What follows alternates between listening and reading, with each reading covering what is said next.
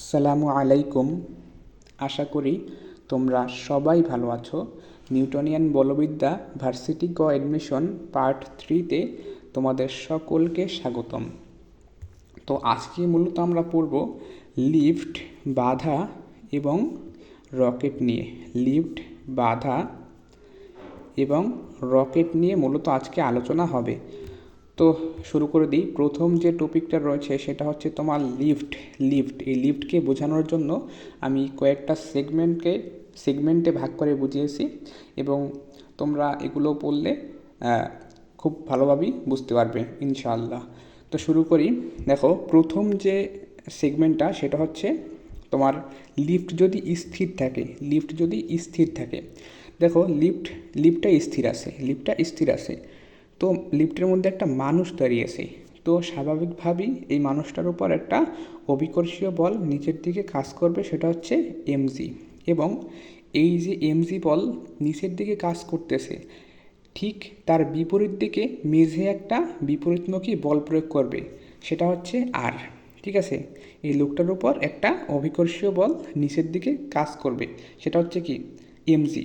এবং মেঝে তার ঠিক বিপরীতমুখী একটা বল দিবে, সেটা কি আর। ঠিক আছে, তাহলে আর মানে কি? আর হচ্ছে আপাত ওজন বা অনুভব যে ওজনটা অনুভব করবে সেটা। তাহলে আবার বলি, লিফটের ভিতরে একটা লোক দাঁড়িয়ে আছে। স্বাভাবিকভাবেই লোকটার উপর একটা অভিকর্ষীয় বল এমজি নিচের দিকে কাজ করবে, ঠিক মেঝেও একটি বিপরীতমুখী বল দিবে, এমজির বিপরীতমুখী বল দিবে, সেটা হচ্ছে আর। তাহলে আমরা আর ইকুয়াল টু এমজি লিখতে পারি। এটা হচ্ছে লিফট যদি স্থির থাকে সেই ক্ষেত্রে। আবার আসি আর একটা। দেখো, লিফট যদি সমবেগে উপরের দিকে ওঠে, দেখো কি হয়। লিফট যদি সমবেগে উপরের দিকে ওঠে তখন কি হয়? দেখো, লিফট সমবেগে উপরের দিকে উঠতেছে, ঠিক আছে। তো দেখো, ভিতরে একজন লোক দাঁড়িয়ে আছে। ঠিক আছে, যেহেতু এটা সমবেগে উপরের দিকে উঠতেছে, এখানে ভি সেম। এখানে ত্বরণের কোনো কাহিনী নাই। যেহেতু ত্বরণের কোনো কাহিনী নেই, সেহেতু এখানে ত্বরণ কোনো প্রভাব ফেলবে না। তো দেখো, লোকটা দাঁড়িয়ে আছে, লোকটার উপর স্বাভাবিকভাবেই একটা অভিকর্ষীয় বল এমজি নিচের দিকে কাজ করবে এবং মেঝেও ঠিক বিপরীতমুখী আর একটা বল দিবে। ঠিক আছে, তো দেখো, যেহেতু এখানে ভিটা সেম, এখানে ত্বরণের কোনো কাহিনী নাই, সেহেতু এখানে ত্বরণ কোনো প্রভাব ফেলবে না। তাই স্থির থাকলেও যেই সূত্রটা, এই সমবেগের ক্ষেত্রেও ঠিক সেম সূত্রটা, এমজি ইকুয়াল টু আর। ঠিক আছে, এবার আসি, লিফট যদি এই ত্বরণে উপরের দিকে ওঠে অথবা এই ত্বরণে নিচের দিকে নামে তখন কি হবে? তাহলে প্রথম আমরা পড়ব, লিফট যদি এই ত্বরণে উপরের দিকে ওঠে। তো দেখো, লিফটটা এই ত্বরণে উপরের দিকে উঠতেছে। ঠিক আছে, দেখো, লিফটটা এই ত্বরণে উপরের দিকে উঠতেছে। তো ভিতরে একটা লোক দাঁড়িয়ে আছে, তার উপর অভিকর্ষীয় বল নিচের দিকে কাজ করতেছে এমজি, বিপরীতমুখী আর বল প্রয়োগ করতেছে মেঝে।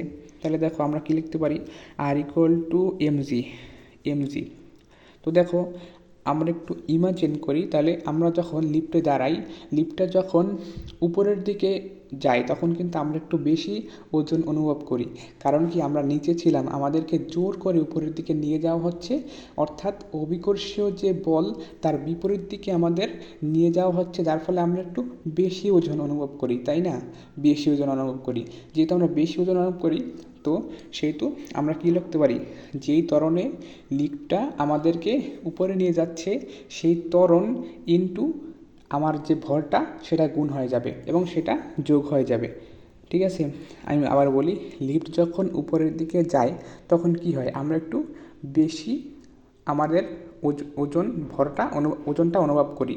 যেহেতু আমরা একটু আমাদের বেশি ওজনটা অনুভব করি, সেহেতু আমরা এই ইমিটা যোগ করে দেবো। কারণ আমাদেরকে লিফট উপরের দিকে নিয়ে যাচ্ছে। ঠিক আছে, আমাদেরকে লিফট উপরের দিকে নিয়ে যাচ্ছে, অর্থাৎ অভিকর্ষীয় যে বল, সেই অভিকর্ষীয় বলের বিপরীত দিকে আমাদের জোর করে নিয়ে যাওয়া হচ্ছে। সেহেতু আমরা এই যে এটাকে আমার যে ভর এবং যে ত্বরণে লিফটটা উপরের দিকে উঠতেছে সেটা গুণ করে এমজির সাথে যোগ করে দেব। ঠিক আছে, তাহলে R equal to m g plus m a, এবং এম কমন নিলে কী হয়? G plus a. ঠিক আছে, ওকে, এই জিনিসটা এখানে লেখা আছে, R equal to m g plus m a m into g plus a. দেখো লিফট যদি এ ত্বরণে নিচের দিকে নামে, এখন আবার একটু আমরা দেখি, এখানে লোক দাঁড়িয়ে আছে, এটা লোকটার ওপর একটা অভিকর্ষ বল নিচের দিকে কাজ করতে আসে, সেটা হচ্ছে এমজি, বিপরীতমুখী বল মেজর দিতে আসে, সেটা হচ্ছে আর। তাহলে আর ইকুয়াল টু এমজি লিখতে পারি। যেহেতু লিফটটা এ ত্বরণে নিচের দিকে নামতেছে, আমরা একটা আবার ইমাজিন করি, যখন আমরা নিচের দিকে নামি, লিফটে আমরা যখন নিচের দিকে নামি তখন আমরা কী মনে হয়, আমরা একটু হালকা অনুভব করি। কারণ কি, লিফটটা যেই দিকে যাইতেছে অর্থাৎ নিচের দিকে যাইতেছে, অভিকর্ষীয় যে বল সেটাও নিচের দিকে কাজ করতেছে, অর্থাৎ অভিকর্ষীয় বল যেটা সেটা হচ্ছে নিচের দিকে কাজ করতেছে, লিফটও নিচের দিকে যাইতে আছে, অর্থাৎ অভিকর্ষীয় বল এবং আমার লিফটের যে দিকটা সেটা একই দিকে, তাই আমরা হালকা অনুভব করি। যেহেতু হালকা অনুভব করি এবং অভিকর্ষীয় বলের দিক এবং লিফটের ত্বরণ সেটাও একই দিকে, সেহেতু অভিকর্ষীয় যে আর ইকুয়াল টু এমজি থেকে আমাদের যে ভর, আমার ভর, সেটা ইন্টু যে ত্বরণে লিফটটা নিচের দিকে যাইতেছে সেটা গুণ হয়ে যাবে। ঠিক আছে, তাহলে আমরা কি লিখতে পারি, আর ইকুয়াল টু এম কমন নিলে জি মাইনাস এ। আমি আবারও বলি, যখন লিফট এই ত্বরণে উপরের দিকে ওঠে তখন কি হয়, আমরা একটু ভারী অনুভব করি। তো যেহেতু উপরের দিকে নিয়ে যাওয়া হয়, অর্থাৎ অভিকর্ষীয় বল তার বিপরীত দিকে আমাদের নিয়ে যাওয়া হচ্ছে জোর করে, তাই আমরা একটু ভারী অনুভব করি। ঠিক আছে, তাই যেই ত্বরণে লিফটটা উপরের দিকে যাইতেছে সেইটা এবং আমার ভরটা গুণ করে দেব, সেটা এমজির সাথে যোগ করে দেব। ঠিক আছে, এবং যখন লিফটটা এ ত্বরণে নিচের দিকে নামে তখন কি করি, আমরা একটু হালকা অনুভব করি। কারণ কি, অভিকর্ষীয় বলের যে দিক, আমার লিফটের দিকটাও একই দিকে, অর্থাৎ দুইটাই নিচের দিকে কাজ করতে আছে। যেহেতু দুইটাই নিচের দিকে কাজ করতেছে, সেহেতু এই এমজি থেকে আমার ভর ইন্টু লিফটের যে ত্বরণ সেটা বিয়োগ হয়ে যাবে। ঠিক আছে, আচ্ছা, এখন কথা হচ্ছে, যদি বলে লিফট এ মন্দনে উপরের দিকে উঠতেছে আর লিফট এ মন্দনে নিচের দিকে নামতে আসে, তাহলে কী হবে, আমরা কি শিখছি, যদি এ ত্বরণে লিফট উপরে ওঠে তাহলে R equal to m into g plus m g plus m a. আমরা কি শিখছি, m g plus m a common নিলে এইটা হয়। এবং যদি লিফট এ ত্বরণে নিচের দিকে নামে তাহলে R equal to m g minus m a. যদি বলে লিফট এ মন্দনে উপরে উঠতেছে আবার এ মন্দনে নিচে নামতেছে, তাহলে কী করবা, সহজ কথা বলি, এ ত্বরণে আমরা যেইটা শিখছি R equal to m g plus m a, অর্থাৎ এম কমন নিলে জি প্লাস এ থাকে, জাস্ট মন্দন বললে এই এর জায়গায় মাইনাসে বসাই দেবা। ঠিক আছে, মন্দন বললে এর জায়গায় মাইনাসে বসাই দেবা, শেষ। আবার দেখাই, তাহলে আমরা কি শিখছি, আমরা লিফট যদি এ ত্বরণে উপরের দিকে ওঠে তাহলে কি হয়, R equal to m g plus m a. তাহলে আমরা এম যদি কমন নেই, জি প্লাস এ, এটা জানি, এটা শিখছি। যদি মন্দন বলে তাহলে জাস্ট আমরা এটা কি শিখছি, যদি লিফট এ ত্বরণে উপরের দিকে ওঠে তাহলে কি, R equal to m g plus m a, আর এম কমন নিলে জি প্লাস এ। এটা শিখছি কি, যদি লিফট এ ত্বরণে উপরের দিকে ওঠে তাহলে এইটা। যদি বলে লিফট এ মন্দনে উপরের দিকে উঠতেছে, তাহলে মন্দন বললে জাস্ট এই এর জায়গায় মাইনাসে বসাই দেবা, তাহলে কী হয়, মন্দন বললে কী হবে, তাহলে জি মাইনাস এ। ঠিক আছে, আবার এদিকে আসো, আমরা কী শিখছি, লিফট যদি এ ত্বরণে নিচের দিকে নামে তাহলে কী শিখছি, M g minus m a, M common নিলে জি মাইনাস এ। এটা শিখছি কি, লিফট এ ত্বরণে নিচের দিকে নামলে এই সূত্র, যদি বলে লিফট এ মন্দনে নিচের দিকে নামতেছে, জাস্ট এই এর জায়গায় মাইনাসে বসাই দেবা। অর্থাৎ ত্বরণ বললে তো আমরা শিখছি এইগুলা, উপরে উঠলে এমজি প্লাস এম এ, নিচে নামলে এমজি মাইনাস এম এ, এগুলো ত্বরণের ক্ষেত্রে শিখছি। মন্দন বললে জাস্ট এর জায়গায় মাইনাসে, তাহলে মন্দন বলে তাহলে কী হবে, মন্দন বললে এর জায়গায় মাইনাসে, তাহলে জি মাইনাসে, তাহলে মাইনাসে প্লাস এম জি প্লাস এ। তাহলে আমরা কী শিখছি, লিফট যদি এ ত্বরণে উপরের দিকে ওঠে R equal to m g plus m a ত্বরণে নিচের দিকে নামে R equal to m g minus m a, মন্দন বললে এর জায়গায় মাইনাস এ। ঠিক আছে, এর জায়গায় মাইনাস, একটা ম্যাথ সলভ করি। দেখো ম্যাথটা হচ্ছে, দেখো 10 কেজি, আর এইখানে যে ভরটা এম, এম এই এমটা কিন্তু মানুষের ভর, মনে রাখবা এমটা কিন্তু মানুষের ভর। আমরা লিফটের ভর নিব না, লিফটের ভর 100, 500, 1000 যা থাকে থাকুক, আমার দেখার বিষয় না। আমরা লিফটের ভর নিব না, এই এমটা হচ্ছে অনলি মানুষের ভর, অনলি মানুষের ভর। দেখো এখানে বলছি কি, এখানে কি বলছে, এখানে বলছে হচ্ছে 10 কেজি ভরের একটি লিফট, 10 কেজি ভর, এটা কি নেব, এটা লিফটের ভর, আমরা লিফটের ভর দেবো না, আমরা অনলি মানুষের ভর নেব। লিফটের ভর 100, 500, 1000 যা থাকে থাকুক, আমার দেওয়ার বিষয় না। আমরা এম মানে মানুষের ভর, এম মানে মানুষের ভর। আচ্ছা 10 কেজি ভরের একটি লিফট এত মিটার পার সেকেন্ড ত্বরণে, 1.8 মিটার পার সেকেন্ড ত্বরণে, তাহলে এটা হচ্ছে এ, ত্বরণে নিচে নামছে, কী হচ্ছে নিচে নামছে, নিচে নামছে, নিচে নামছে। লিফটটির মধ্যে দাঁড়ানো 60 কেজি, যেহেতু মানুষের ভর সেটা আমরা নেব এম। 60 কেজি ভরের একজন ব্যক্তি কত বল অনুভব করবে, মানে এফ মানে আর চাইছে, কত বল অনুভব করবে মানে আর চেয়েছে, মানে এফ, এফ বল মানে এফ, কিন্তু আমরা এখানে আর দিয়ে শিখছি আর কি। তোমরা যদি এফ লেখো, এই যে R equal to m g plus m a, কত বল অনুভব করবে, আর ইকুয়াল টু এটা বল মানে এফ, ঠিক আছে, কিন্তু আমরা শিখছি আর দিয়ে। তোমরা এফ লেখো আর লেখো সমস্যা নাই, তোমাদের যা ইচ্ছা লিখতে পারো, ঠিক আছে। তো আর আমরা বের করব, আর বের করবো নাকি, তো আমরা কি জানি, দেখো এখানে বলছে কি নিচে নামছে, নিচে নামছে, কত ত্বরণে, এ ত্বরণে নিচে নামছে।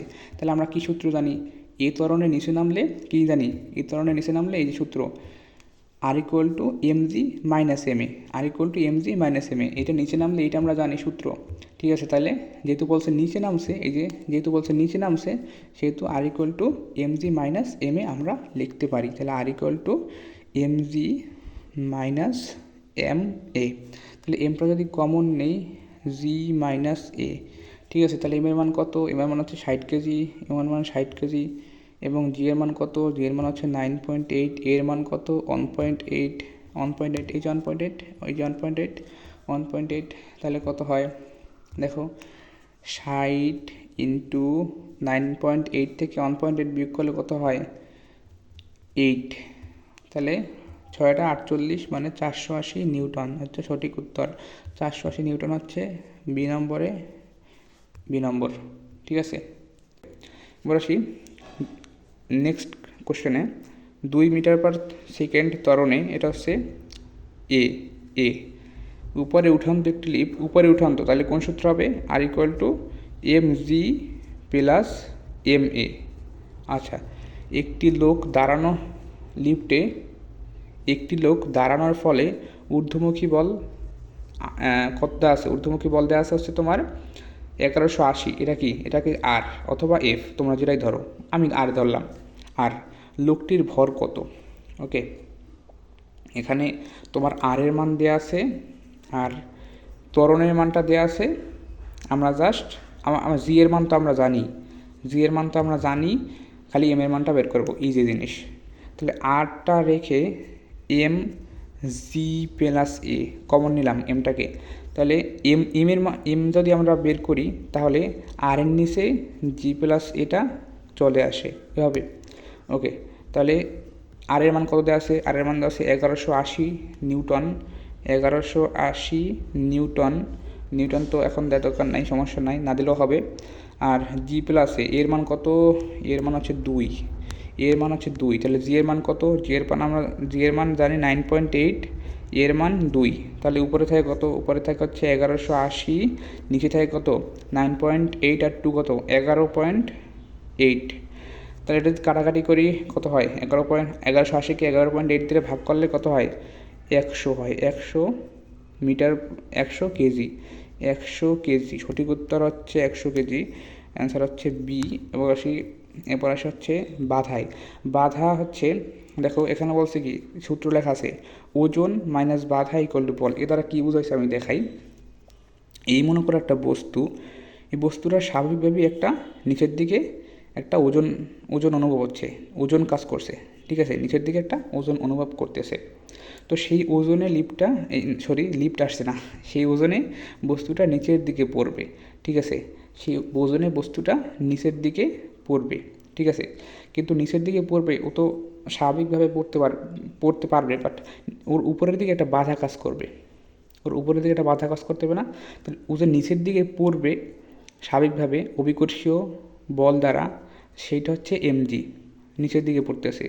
আবার উপরের দিকে কিন্তু একটা বাধা কাজ করতেছে, সেইটা এই এমজি থেকে বিয়োগ হবে না, যেহেতু বিপরীতমুখী, সেহেতু এমজি থেকে বিয়োগ হবে তাহলে এমজি মাইনাস যে বাধাটা কাজ করবে সেই বলটা, ঠিক আছে, ইকুয়াল টু যেটা বের হবে সেইটাই তো নিট, যে বল সেইটা না, সেইটাই তো নিট বল। বুঝতে পারছো? অর্থাৎ আমি যদি বলি এই একটা বস্তু নিচের দিকে পড়তেছে, ও এমজি বলে পড়তেছে, এমজি ওজনে পড়তেছে। তো যেই ওজনে পড়তেছে ওর উপরের দিকে একটা বাধা কাজ করতেছে, হয় বাতাসের বাধা, অন্য কোনো বাধা হতে পারে, বাতাসের বাধা, ঠিক আছে। তো এই বাধাটা যে কাজ করতেছে উপরের দিকে, সেটা এমজি থেকে বিয়োগ হয়ে যাবে, সেটা মনে করলাম F K ball, equal to যেটা থাকবে ওইটাই তো নিট যে বল, তাই না, ওইটা নিট বল। সেই জিনিসটাই মূলত এইখানে লেখা হয়েছে, এই যে এই এই যে এই যে এই যে এখন এইখানে রেখে এমটাকে যদি এম জি এর মাইনাস এফ কে এর নিচে পাঠাই দেই, তাহলে কি নিট যে ত্বরণ সেটা পেয়ে যাব, নিট ত্বরণটা পেয়ে যাব। আচ্ছা, কোশ্চেন আসি, বলছে 8.6 নিউটন মানে এফ এফ বাতাসের ওটা বাতাসের বাধা, তাহলে এটা এফকে, এটা তো এফকে, এটা কি এফকে, কই এই যে এফকে, এটা তো এফকে, বাতাসের বাধা, এই যে বাধা বাধা বাধা, এটা তো এফকে তাহলে 8.6 নিউটন বাতাসের বাধা, তাহলে সেটা হচ্ছে এফকে বাধা অতিক্রম করে 2 কেজি, এটা হচ্ছে ভরের একটি কাঁঠাল গাছ থেকে সোজা নিচের দিকে পড়ছে, তাহলে বলটির ত্বরণ কত? ত্বরণ করা মাত্র শিখেছি আমরা, কি জানি, মনে করো যে একটা বলে এমজি ওজনে নিচের দিকে পড়তেছে, মাইনাস এফকে বিয়োগ হবে বাধাটা, ইকুয়াল টু এম এ, এটা হচ্ছে নিট ত্বরণ, এখানে মূলত নিট ত্বরণটাই চাইছে। তাহলে আমরা ত্বরণটা রেখে এমজি মাইনাস এফকে নিচে এমকে পাঠাই দেই, ঠিক আছে। তাহলে এম এর মান কত? এম এর মান হচ্ছে 2, এম এর মান হচ্ছে 2, এম এর মান হচ্ছে 2, এম এর মান 2, জি এর মান কত? 9.8 মাইনাস এফকে কত দেওয়া আছে? এফকে দেওয়া আছে 8.6, 8.6 দেওয়া আছে এফকে, 8.6, আর এম এর মান হচ্ছে 2। তাহলে ক্যালকুলেশন করি, 9.8 ইন্টু 2 কত হয়? 19.6 মাইনাস 8.6 ভাগ 2, 19.6 থেকে 8.6 বিয়োগ করলে কত হয়? 11 ভাগ 2 equal to 5.5 metre per second square, 5.5 metre per second square. এই যে বি নম্বর, এই নাম্বারও কিন্তু আছে, কিন্তু এখানে মিটার পার সেকেন্ড দেওয়া আছে, এটা হবে না, এটা মিটার পার সেকেন্ড স্কোয়ার, ঠিক আছে, মিটার পার সেকেন্ড স্কোয়ার, ওকে, মিটার পার সেকেন্ড স্কোয়ার। এখন আসি, গাছ থেকে এত কেজি ভরের, এটা হচ্ছে এম, এটা হচ্ছে কি এম, আচ্ছা এম ভরের একটি আম খাড়া নিচের দিকে পড়ছে, বাতাসের বাধা 2.4 নিউটন, অর্থাৎ এটা এফকে হলে আমটির ত্বরণ কত? তাহলে আমটির ত্বরণ আবার ইকুয়াল টু এমজি মাইনাস এফকে, আমি ডিরেক্ট লিখলাম, অর্থাৎ এমটাকে এই যে এম এ এইটাকে এইখানে নিয়ে গেলাম, ঠিক আছে, আমি ডিরেক্ট লিখে দিলাম যেহেতু আগে একবার করাইছি, ঠিক আছে। তাহলে এম এর মান কত? 0.5, জি এর মান 9.8 মাইনাস এফকে এর মান কত? এফকে এর মান 2.4, আর নিচে এম এর মান কত? 0.5, এম এর মান কত? 0.5, তার মানে 9.8কে 0.5 দ্বারা গুণ করলে কত হয়? 4.9 মাইনাস 2.4 বাই 0.5, ঠিক আছে। আচ্ছা, তাহলে 4.9 থেকে 2.4 বিয়োগ করলে কত হয়? 4.9 থেকে 2.4 বিয়োগ করলে হয় 2.5 মনে হয়, 2.5 করে দেখতে পারো, 2.5 ভাগ 0.5কে আমরা হাফ লিখি, হাফ, এই 2টা যদি উপরে চলে যায় তাহলে কত হয়? গুণ হয়, তাহলে 2.5 ইন্টু 2, এই 2টা উপরে চলে গেলে গুণ হয়ে যাবে, তাহলে 2.5 ইন্টু 2 কত হয়? 5 মিটার পার সেকেন্ড স্কোয়ার। 5 আছে, এই তো 5, এই তো 5 5। আচ্ছা, এখন রকেটে আসি। রকেটের যে ম্যাথ, এটা একটু বোঝানোর আছে। দেখো, এই একটা রকেট, এই একটা রকেট, এই একটা রকেট, এই রকেটটা আচ্ছা একটু বড় করি, এতটুকু আগে আগে বুঝাই দিই। আচ্ছা, এই রকেটটার স্বাভাবিকভাবে নিচের দিকে একটা অভিকর্ষীয় যে একটা বল বা ওজন নিচের দিকে কাজ করতে আসে স্বাভাবিকভাবে, ঠিক আছে।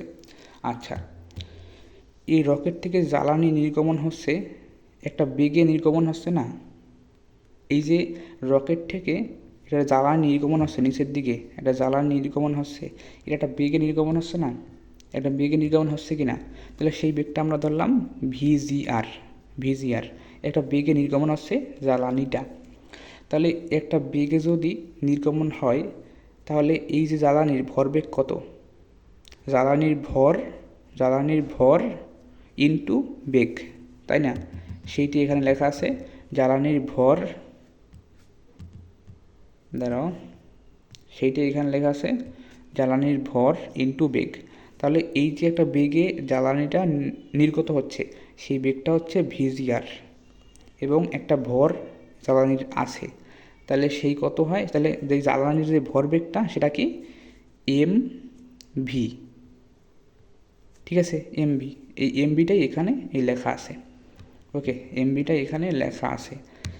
এখন আসো, এই যে যেই পরিমাণ ভরবেগ দিয়ে নিচের দিকে একটা ধাক্কা দিতেছে জ্বালানিটা, সেই সমপরিমাণ ধাক্কা উপরের দিকে একটা কাজ করবে না? কারণ নিচের দিকে একটা ধাক্কা দিলে সেই একই পরিমাণ বিপরীত দিকে একটা ধাক্কা উপরের দিকে কাজ করে।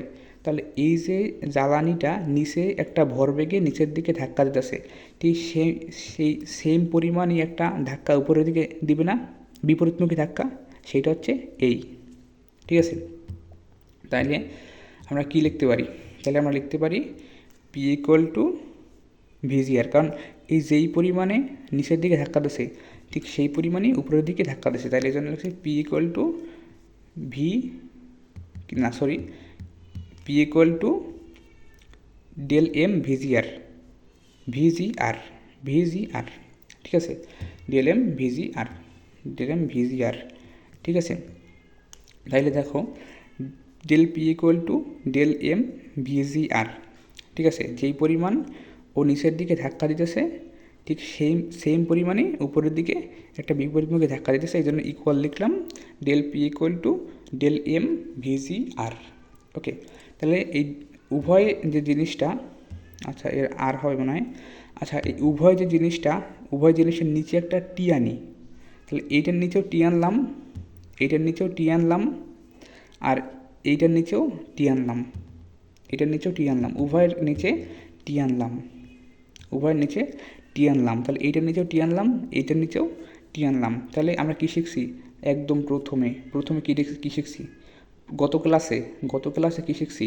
গত ক্লাসে শিখছি না হচ্ছে পি ইকুয়াল টু না, F equal to P by T, P equal to F T গত ক্লাসে শিখছি না? গত ক্লাস শিখছি না? এই যে গত ক্লাস শিখছি না, F equal to P by T, P equal to F T, গত ক্লাস শিখছি না? শিখছি। তাহলে এখানে আছে পি বাই টি, এই যে পি বাই টি আছে, এইটা সমান সমান আমরা এফ লিখতে পারি, পি বাই টি সমান সমান আমরা কী লিখতে পারি? এফ লিখতে পারি। এফ ইকুয়াল টু, আর এখানে যা আছে তাই থাকবে, তাই থাকবে। তাহলে এখানে মূল সূত্রটা আসলে কি? এখানে মূল সূত্রটা হচ্ছে এইটা আমি দাগাই দিই, এখানে মূল সূত্রটা হচ্ছে এইটাই কাজের সূত্র। এতক্ষণ এইগুলো যা পড়াইলাম এগুলো প্রমাণ দেখাইছি, এগুলো মুখস্থ না করলেও হবে, জাস্ট এই সূত্রটা মনে রাখলেই হবে। এতক্ষণে যা দেখাইছি প্রমাণ দেখাইছি, কিন্তু মূল সূত্র হচ্ছে এইটা। তাহলে কি? F equal to del M by del T VGR, del M by del T VGR. আচ্ছা এটা তো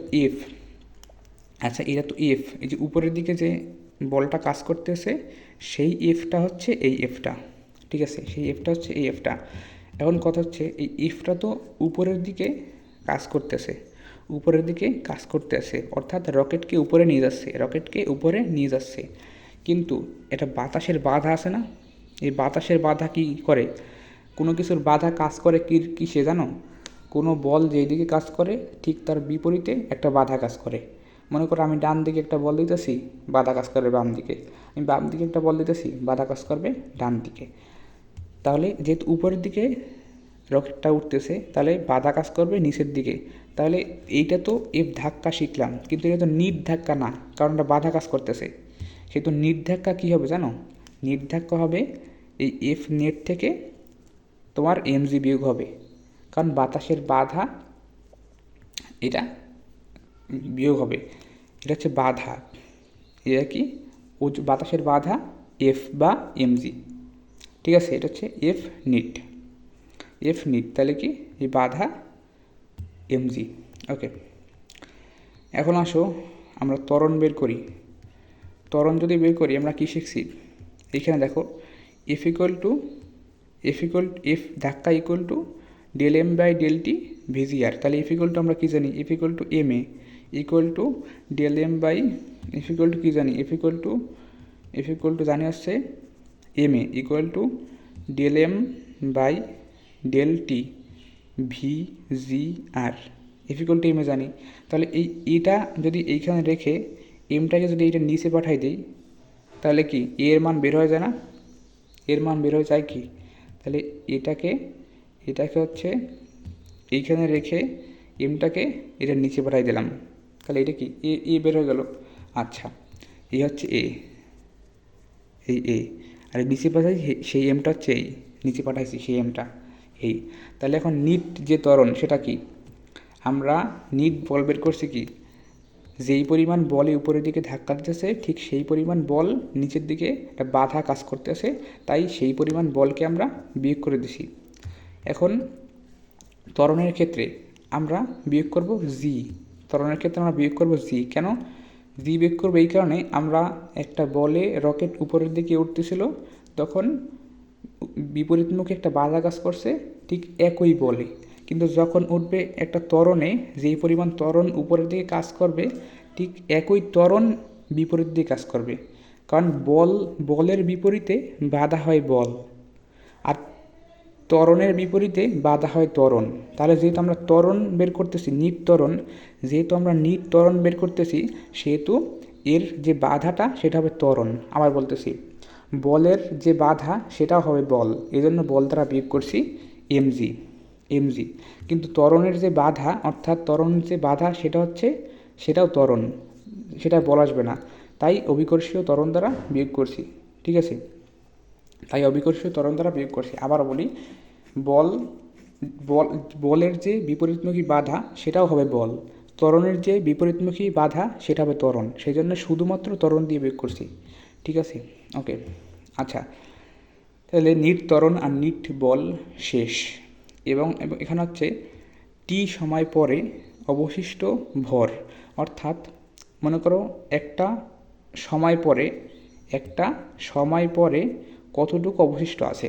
ঠিক আছে, তাহলে এইটা কি জানো? এই যে del M by del T, এইটা হচ্ছে জ্বালানি নির্গমনের হার। এখানে পরিচয় দেওয়া আছে এই যে del M by del T, এটা হচ্ছে জ্বালানি নির্গমনের হার, অর্থাৎ প্রত্যেকটা সেকেন্ডে কতটুকু জ্বালানি নির্গমন হচ্ছে। আর ভিজিআর এটা হচ্ছে রকেটের সাপেক্ষে জ্বালানির বেগ। এম হচ্ছে জ্বালানির ভর, এম হচ্ছে কি জ্বালানির ভর, এম হচ্ছে কি জ্বালানির ভর, এম হচ্ছে কি জ্বালানির ভর। ঠিক আছে, তার মানে আমরা যদি টি সময় পরে অবশিষ্ট ভর বের করি, তাহলে দেখো এম প্রাইম, যে টি সময় পরে অবশিষ্ট ভর সেটা হচ্ছে এম প্রাইম। তাহলে টি সময় পরে কতটুকু খরচ হয়েছে, এটা হচ্ছে জ্বালানি নির্গমনের হার, প্রত্যেকটা সেকেন্ডে কতটুকু জ্বালানি নির্গমন হচ্ছে এটা, এবং যদি বলে 120 সেকেন্ডে কতটুকু জ্বালানি নির্গমন হচ্ছে, আমরা 120 সেকেন্ড এখানে দিয়ে দেবো, তাহলে 120 সেকেন্ডে এতটুকু জ্বালানি নির্গমন হচ্ছে।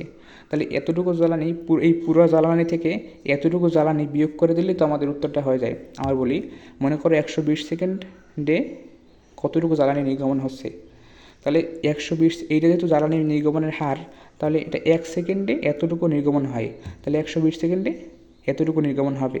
তাহলে 120 সেকেন্ডে যেহেতু এতটুকু নির্গমন হচ্ছে, মূল ভর থেকে এতটুকু বাদ দিয়ে দিলে যতটুকু থাকে ততটুকু পেয়ে যাবো, সেটা হচ্ছে এটা। ওকে, তো কোশ্চেন সলভের দিকে আসি। আবারও বলি এই যে del M by del T এটা হচ্ছে জ্বালানি নির্গমনের হার, জ্বালানি নির্গমনের হার, আর ভিজিআর হচ্ছে রকেটের সাপেক্ষে জ্বালানির বেগ, আর হচ্ছে ডিএলএম কি, ডিএলএম হচ্ছে জ্বালানির ভর। এখন বলছি রকেটের উড্ডয়ন কোন সূত্রের ফল? আমরা কি দেখছি, রকেটের নিচে একটা জ্বালানির যে ভরবেগ সেটা দিয়ে নিচের দিকে ধাক্কা দেয়, ঠিক সেই পরিমাণে উপরের দিকে আরেকটা ধাক্কা দেয়, এই দেখো কী শিখছি, রকেটের জ্বালানির ভরবেগ দিয়ে নিচের দিকে একটা ধাক্কা দেয়, ঠিক সেই পরিমাণে উপরের দিকে ধাক্কা দেয় এবং রকেটটা উপরের দিকে অগ্রমুখী হয়। যেহেতু ধাক্কা দেয়, নিচের দিকে একটা ধাক্কা দেয়, ঠিক সেই পরিমাণ বিপরীতমুখী একটা ধাক্কা দেয়, তাহলে আমরা কী শিখছি, নিউটনের তৃতীয় সূত্রে কী শিখছি, যেই কোনো বস্তুকে আঘাত করা হলে বা ধাক্কা দেওয়া হলে ঠিক সেই পরিমাণ বিপরীতমুখী ধাক্কা অনুভব হয়। তাহলে কি এটা তৃতীয় সূত্র, রকেটের উড্ডয়ন কোন সূত্রের ফল? নিউটনের তৃতীয় সূত্রের ফল। এখন মহাশূন্যে রকেটের গতি একটি ড্যাশ গতির উদাহরণ, ভরবেগের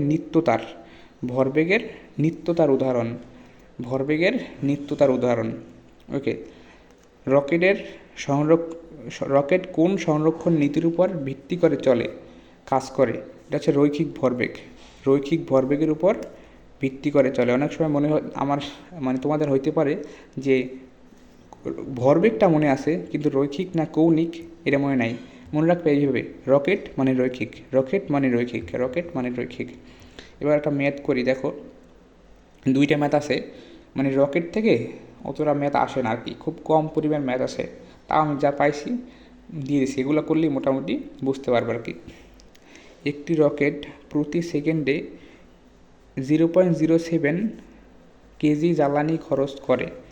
তার মানে এটা হচ্ছে কি, একটি রকেট প্রতি সেকেন্ডে এত 0.07 কেজি জ্বালানি খরচ করে। যেহেতু প্রতি সেকেন্ডে এত কেজি, আমরা জানি কি জ্বালানি নির্গমনের হার, সেটা কি del M by del T. এটাই তো প্রতি সেকেন্ডে কতটুকু জ্বালানি অপচয় করলো, তাই না? তার মানে প্রতি সেকেন্ডে যেহেতু বলছে, প্রতি সেকেন্ডে এতটুকু জ্বালানি খরচ করে, তার মানে আমরা কি লিখতে পারি, del M by del t equal to 0.07, এবং হচ্ছে রকেট থেকে নির্গত গ্যাসের বেগ 100 কিলোমিটার পার সেকেন্ড। তার মানে বেগ v g r equal to 100 kilometre per second. এটাকে মিটার পার সেকেন্ডে নিলে কত হয়, 100 ইন্টু 1000 মিটার পার সেকেন্ড। বলছে রকেটের উপর কত বল ক্রিয়া করে, এখানে বলছে অভিকর্ষীয় বলের প্রভাব উপেক্ষা করা যেতে পারে। তার মানে আমি শিখাইছি এই যে অভিকর্ষীয় বল এইটা যখন নিট বের করব তখন অভিকর্ষীয় বল দ্বারা বিয়োগ করব, এটা বলছি না? কিন্তু এখানে তারা লিখিয়ে দিয়েছে অভিকর্ষীয় বলের প্রভাব উপেক্ষা করা যেতে পারে। তার মানে এটা না নিলেও হবে, এটা লাগবে না, উপেক্ষা করলাম। তাহলে উপেক্ষা করলে সূত্রটা কী হয়? উপেক্ষা করলে সূত্রটা হয় হচ্ছে f equal to del M by del T VGR.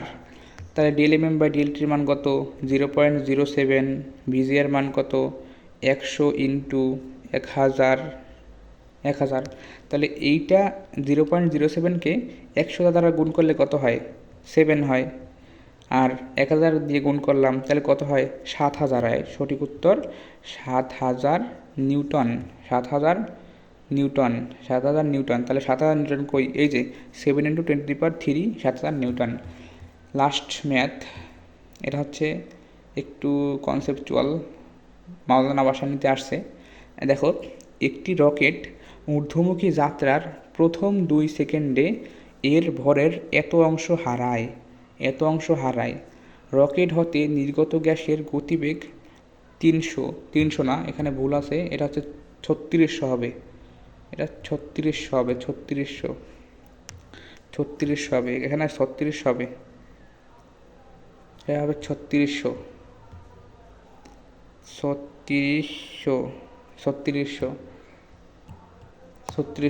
আচ্ছা, 3600 মিটার পার সেকেন্ড হলে রকেটের ত্বরণ কত?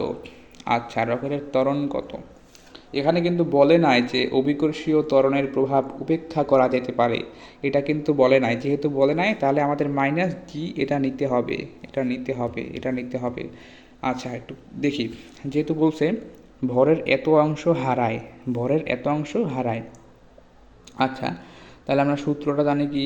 আচ্ছা আচ্ছা, এত, তাহলে আমরা লিখি ধরি ধরি ধরি মোট ভর, মোট ভর এম, ধরি মোট ভর এম, ধরি মোট ভর এম, ঠিক আছে, ধরি মোট ভর এম। তাহলে কত অংশ হারায়, কত অংশ হারায়? এই যে কত অংশ হারায়? 1/60 অংশ হারায়। তাহলে হারানো ভর, হারানো ভর 60 অংশ, তাহলে 1/60 ইন্টু মোট ভরের 1/60 অংশ, তাই না? তাহলে মোট ভর ইন্টু 1/60, তাহলে m/60, এটা হচ্ছে হারানো ভর। ওকে, রকেটের রকেট হতে নির্গত গ্যাসের গতিবেগ 3600, তাহলে ভিজিআর, ভিজিআর 3600, 3600 ভিজিআর 3600। আর রকেটের ত্বরণ কত? রকেটের ত্বরণ মানে a net equal to what? Net কেন? যেহেতু বলে নাই যে উপেক্ষা করা যেতে পারে, তাহলে নিট। আর আর কি আছে ডাটা? ও বলছে কি ঊর্ধ্বমুখী যাত্রার প্রথম 2 সেকেন্ডে এর এত অংশ হারায়, তাহলে 2 সেকেন্ডে ডেল টি ইকুয়াল টু 2। আর এইটা কি হারানো ভর? এটা কি জানো? হারানো ভরটা হচ্ছে ডেল এম, হারানো ভরটা হচ্ছে ডেল এম, এটা হচ্ছে ডেল এম, ডেল এম হারানো ভর, হারানো ভর, হারানো ভর হচ্ছে ডেল এম। তো আমরা দেখো আমরা শিখছি কি রকেট প্রত্যেকটা সেকেন্ডে কতটুকু ভর হারায়, সেটা হচ্ছে del M by del t, জ্বালানি নির্গমনের হার। কিন্তু এখানে স্পেসিফিকভাবে বলা নাই যে জ্বালানি প্রত্যেকটা সেকেন্ডে এতটুকু হারায়। তারা বলে দিছে জ্বালানি 2 সেকেন্ডে তার ভরের 1/60 অংশ হারায়। সেহেতু আমাদের ডিরেক্ট যেহেতু বলা নাই প্রত্যেকটা সেকেন্ডে এত অংশ এতটুকু হারায়, সেহেতু আমরা ডিরেক্ট মান বসাইতে পারবো না, আমাদের ম্যানুয়ালি বসানো লাগবে। কারণ এখানে বলছে কি, এখানে বলছে হচ্ছে 2 সেকেন্ডে এর ভরের এত অংশ হারায়, তাহলে সেকেন্ডে 2 হবে, আর ভরের এত অংশ হারায় সেটা হচ্ছে ডেল এম। যেহেতু ভরের এত অংশ হারায়, কত অংশ হারায়? 1/60, তাহলে 1/60 ইন্টু এম, 1/60 ইন্টু এম, ঠিক আছে। অনেক অন্যান্য সময় হয় কি বলে দেয় রকেটটি প্রতি সেকেন্ডে 7 কেজি ভর হারায়, মনে করো 7 কেজি ভর হারায়, তাহলে প্রতি সেকেন্ডে, সেকেন্ড দিয়ে দিয়েছে প্রতি সেকেন্ড মানে 1 সেকেন্ড। আমি বলি, আমি বুঝাই আগে। গত ম্যাথে কী বলছে? গত ম্যাথে বলছে রকেট প্রতি সেকেন্ডে, রকেট দাঁড়াও, গত ম্যাথে বলছে রকেট প্রতি সেকেন্ডে 0.7 কেজি জ্বালানি খরচ করে। তাই আমরা সরাসরি del M by del t equal to 0.7 লিখছি, কারণ এখানে প্রতি সেকেন্ড বলছে। প্রতি সেকেন্ড মানে কি? প্রতি সেকেন্ড 1 সেকেন্ড, তার মানে এখানে 1 দেওয়াও যা, না দেওয়াও তাই। তার মানে 1 দিলেও নিচে 1 কোনো ভ্যালু নাই, তাই ডেল এম এর মান 0.7, 0.7 লিখে দিয়েছি যেহেতু প্রতি সেকেন্ড বলছে। তাই ডেল এম এর মান 0.707, তাই 0.07 লিখে দিয়েছি, কারণ প্রতি 1 সেকেন্ড দেওয়ার দরকার নাই। কিন্তু কিন্তু এখানে 1 সেকেন্ড বলে না, এখানে বলছে 2 সেকেন্ড। তাহলে কি, তাহলে নিচে তো ভাগ করা লাগবে, ভাগ করা লাগবে না? তাহলে আমরা কি লিখতে পারি? Del M by del t equal to del m এর মান কত? ডেল এম এর মান কত? কত কত মানে হারানো অংশ কত? মোট ভরের 1/60, মোট ভরের 1/60, মোট ভরের, আচ্ছা দাঁড়াও, মোট ভরের 1/60 ইন্টু মোট ভর ভাই কত সেকেন্ডে? 2 সেকেন্ডে, ঠিক আছে। আর অন্যান্য সময় বলে কি প্রতি সেকেন্ডে সে 7 কেজি ভর হারায়, মনে করো 7 কেজি ভর হারায়, তখন আমরা direct del M by del t equal to 7 লিখে দেই। কেন? প্রতি সেকেন্ড যেহেতু বলছে, তাহলে ডেল এম এর মান কত? 7 কেজি, যেহেতু হারায়, আরে প্রতি সেকেন্ডে 1, প্রতি সেকেন্ডে কত? 1, সেই হিসাবে আমরা 7 লিখে দিই। কিন্তু এখানে 2 সেকেন্ড বলছে, সেহেতু নিচে লিখতে হবে। এটা বুঝাইতে পারলাম? এটি কিন্তু বোঝানোর এখানে মূল যে পয়েন্ট, ঠিক আছে। মূল পয়েন্ট। তার মানে আমরা সবাই পাইলাম। তাহলে সূত্র বসাই এইখানে, এখানে পেজ খালি রেখেছে একটা। তাহলে আমরা সূত্র বসাই। সূত্র কি? A net equal to del M by del t, আর হচ্ছে ভিজিআর বাই এম। এটা কিন্তু এম ভাগ হয়ে যাবে, যেহেতু বলে না উপেক্ষা করতে, সেহেতু আমরা মাইনাস দিয়ে দেবো। তাহলে ডেল এমের মান কত পাইলাম? মোট ভরের 1/60 অংশ। তাহলে মোট ভর ইন্টু 1/60। আর টি এর মান কত? 2 সেকেন্ড। আর এ হচ্ছে ভিজিআর কত? 3600। আর এ হচ্ছে মোট ভরই থাকবে। আর মাইনাস 9.8। তাহলে দেখো এই এম আর এম কাটা যায়, ওকে। আর এই 2 দিয়ে এই 3600 কাটলে 1800 হয়, 1800, ওকে, 1800 হয়। তাহলে বাকি থাকে কি? সবই তো কাটে ফেললাম। বাকি থাকে কি? 1/60 ইন্টু 1800, এটাই তো বাকি থাকে, মাইনাস 9.8। তাহলে এই শূন্য কাটা, তাহলে কত থাকে? 180/6 মাইনাস 9.8। তাহলে কত হয়? 3 6 18 আর একটা শূন্য, 30। তাহলে 30 মাইনাস 9.8, তাহলে 30 মাইনাস 9.8 কত? 20.2 metre per second. 20.2 metre per second কই? এইতে অ্যান্সার বি, 20.8। তাহলে খুব সুন্দর একটা ম্যাথ ছিল, মানে অত্যন্ত ভালো একটা ম্যাথ ছিল, হার্ডও ছিল। তো আমরা দেখো আবার একটু রিক্যাপ করে দিয়ে লিফটের যে বিষয়টা, আমরা লিফটকে মোটামুটি কয়েকটা পার্টে ভাগ করছি। পার্ট বলতে কি, তোমাদের বোঝানোর জন্য যে কোন ক্ষেত্রে কোনটা হবে। যেমন লিফট যদি স্থির থাকে তাহলে R equal to m g. Lift যদি সমবেগে উপরে ওঠে বা নিচে নামে, R equal to m g. Lift যদি সমত্বরণে উপরে ওঠে তাহলে R equal to m g plus m a. Lift যদি সমত্বরণে নিচে নামে তাহলে R equal to m g minus m a. আর লিফট সমত্বরণে উপরে উঠলে R equal to m g plus m a. আর যদি মন্দন হয় জাস্ট প্লাস এর জায়গায় মাইনাস এ, ঠিক আছে। কয়েকটা ভাগে মানে পার্টে বুঝাই দিলাম আর কি, কয়েকটা পার্টে বুঝাই দিলাম। তো এই আর আজকের ক্লাস এই পর্যন্তই। আশা করি বুঝতে পেরেছ। সকলের জন্য শুভকামনা। আসসালামু আলাইকুম।